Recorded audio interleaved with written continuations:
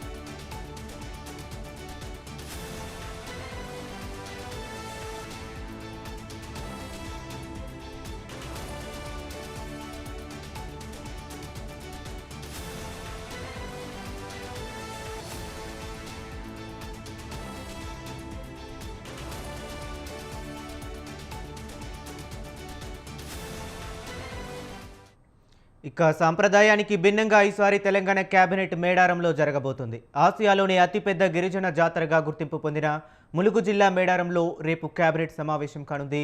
సమ్మక్క సారళమ్మ జాతరను అత్యంత ప్రతిష్టాత్మకంగా నిర్వహించాలని భావిస్తున్న ప్రభుత్వం అక్కడ కేబినెట్ భేటీ నిర్వహించి గిరిజన సంక్షేమం పట్ల తన నిబద్ధతను చాటుకోవాలనుకుంటుంది. రేపు సాయంత్రం 5 గంటలకు మేడారంలోని హరిత హోటల్లో ఈ సమావేశం నిర్వహించేందుకు రాష్ట్ర ప్రభుత్వం నిన్న అధికారిక ఉత్తర్వులు జారీ చేసింది. జాతరకు జాతీయ హోదా సాధించడం, నిధుల విడుదల, భక్తుల సౌకర్యాలపై కేబినెట్లో ప్రధానంగా చర్చించనున్నారు.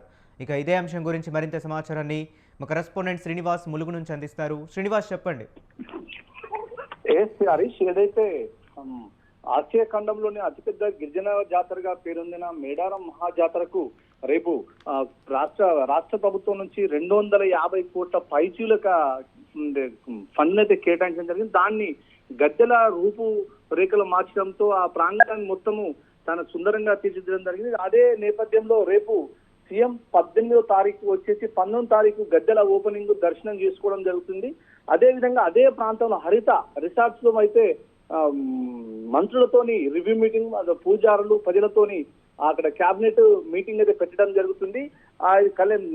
దీనికి సంబంధించి ములుగు జిల్లా ఎస్పీ సుధీర్ కాకిన్ అయితే పూర్తి చుట్టుపక్కల ప్రాంతాల తన బలగాలతోని కట్టుదిట్టం మొత్తము భద్రతా ఏర్పాట్లు అయితే చేయడం, ఎక్కడ ట్రాఫిక్ ఆంక్షలు జరగకుండా, భక్తులకు ఎటువంటి దర్శనానికి కూడా ఇబ్బందులు కలగకుండా ఎవరి క్యూ లైన్ వాళ్ళకి కేటాయించడం. దీంతో పాటు మంత్రి సీతక్క సభాస్థలాన్ని పరిశీలించి ఎక్కడ కూడా అవాంఛనీయ ఘటనలు జరగకుండా, ఎక్కడ కూడా చిన్న చిన్న పొరపాట్లు జరగకుండా పూర్తి కట్టుదిట్టమైన బాధ్యతలు ఎలా ఉందనేది ఆమె ప్రతి క్షణం రాత్రి పగలు అక్కడే ఉండి పర్యవేక్షించడం జరుగుతుంది. దీంతో తనతో పాటు జిల్లా కలెక్టర్ దివాకర్ కూడా ఎంబడి ఉండి పనులు మొత్తం అనుక్షణం పర్యవేక్షించడం జరుగుతుంది. Harish. Okay, right. Thank you Srinivas.